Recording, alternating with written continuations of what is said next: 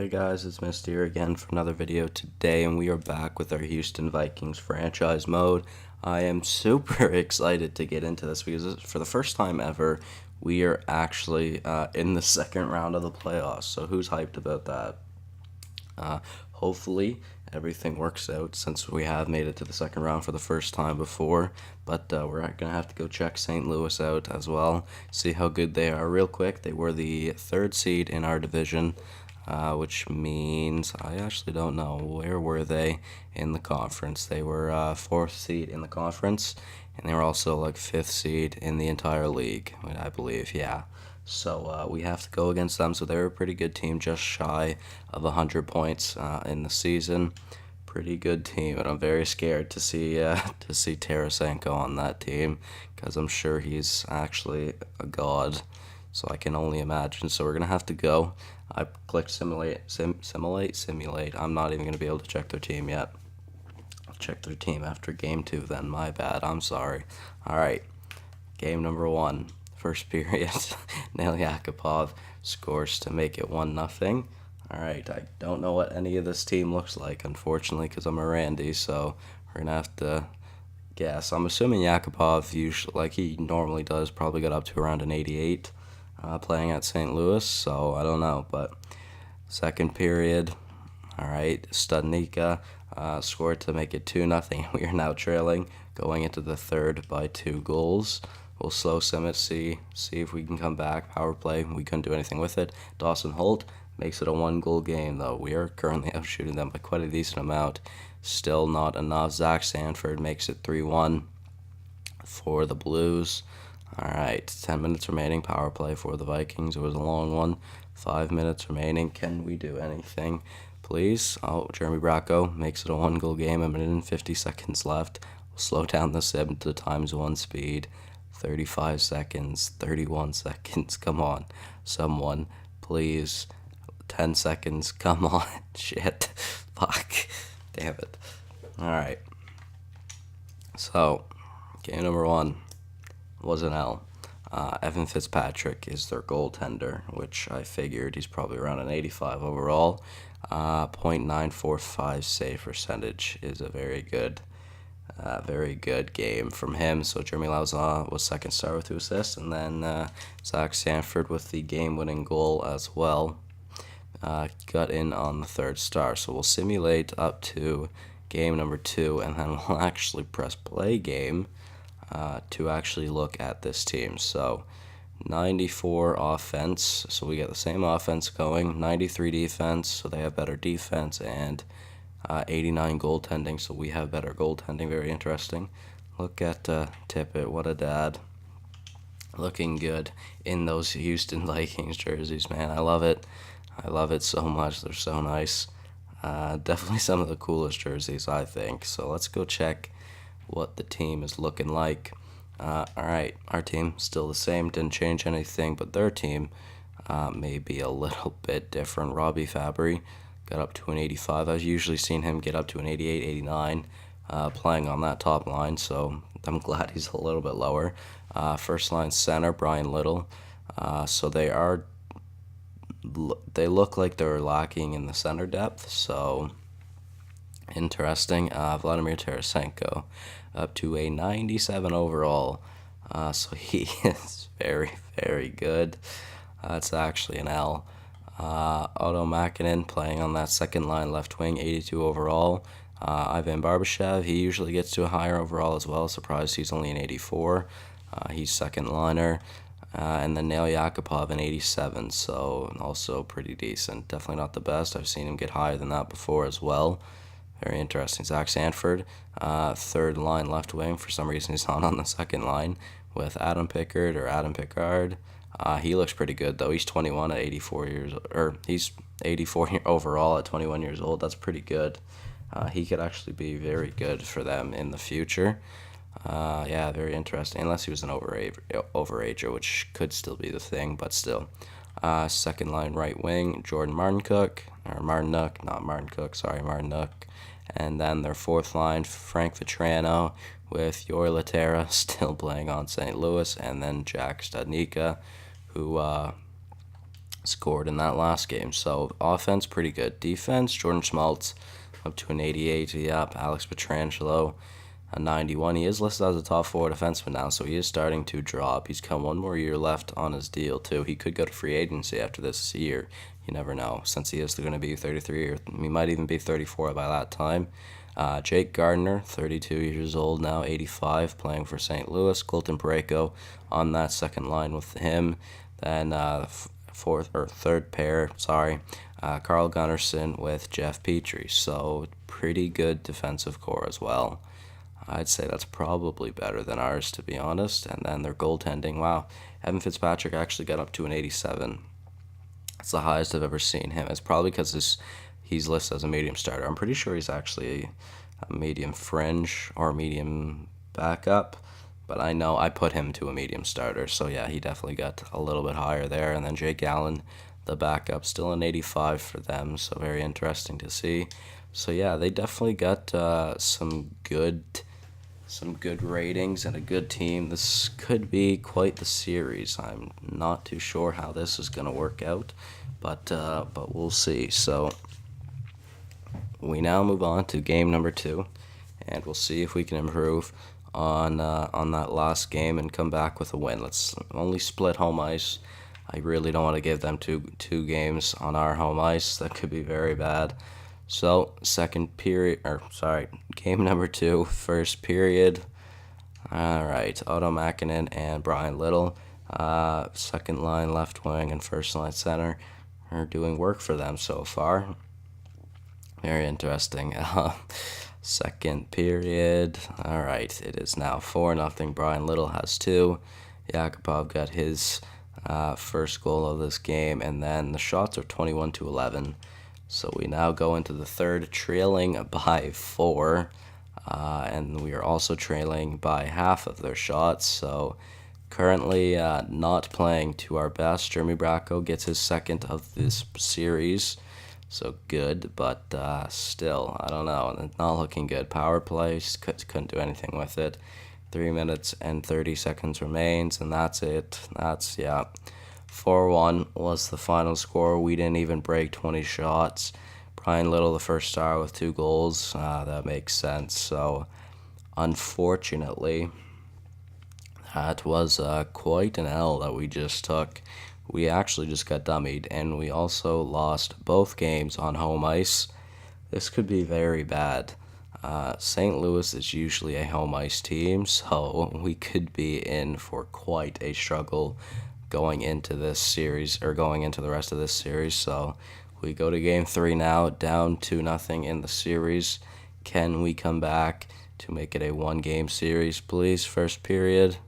All right, 0-0. After 1, not too bad. 8-9 of the shots. All right, looking better already than the last game, so that's good. Well, for us. Second period. All right, Laterra and Fabry makes it 2-0. We are now down 2-0 going into the third. There's plenty of time, guys, as Zach Sanford makes it 3-0. We just aren't getting a lot of shots. We aren't getting offense very much. Power play for the Vikings. We couldn't do anything with it. Can we at least hit 20 shots this game? Well, we can. That's nice. They also hit 30, so not good. 3 minutes remaining, 1 minute and 21 remaining, 23 seconds, and then that's it. We are now down 3-0 in the series. Evan Fitzpatrick with a 25-save shutout. Probably pretty easy for him. That's actually quite an L, to be honest. This is not good. We are now down 3-0 in this series, and I don't know if there's anything that we will be able to do. So this is quite upsetting. This is quite bad. We now move to game number 4, and we see if we can at least get one series in. We're going to go times 8 speed the entire game just to see. We did get first shot of the game. Will that mean anything? I don't know. Power play early for the Vikings. Couldn't do anything with it. 10 minutes remaining of the first period, and Robbie Fabry scores to make it 1-0 on a shitty angle. Come on, Kakinen, please, buddy. You got to save those.